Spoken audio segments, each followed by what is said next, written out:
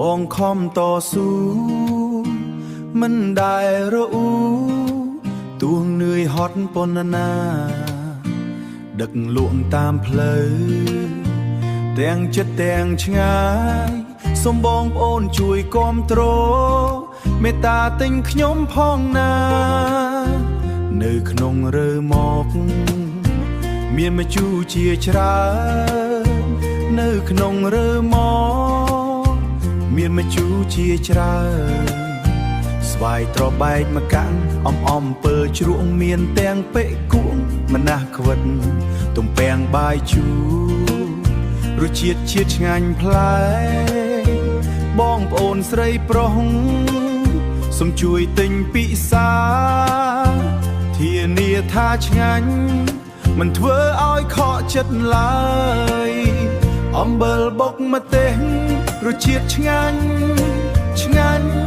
កាលពីខ្ញុំក៏មិនចាញ់ទឹកប្រហុកបងណា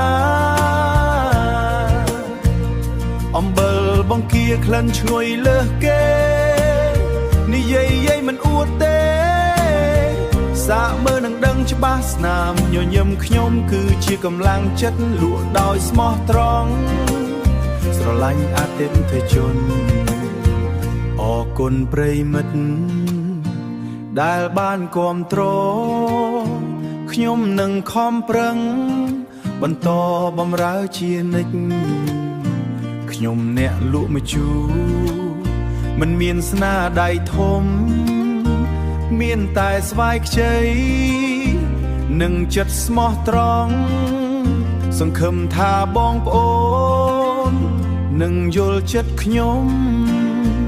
អំបិលបុកម្ទេសរសជាតិឆ្ងាញ់ឆ្ងាញ់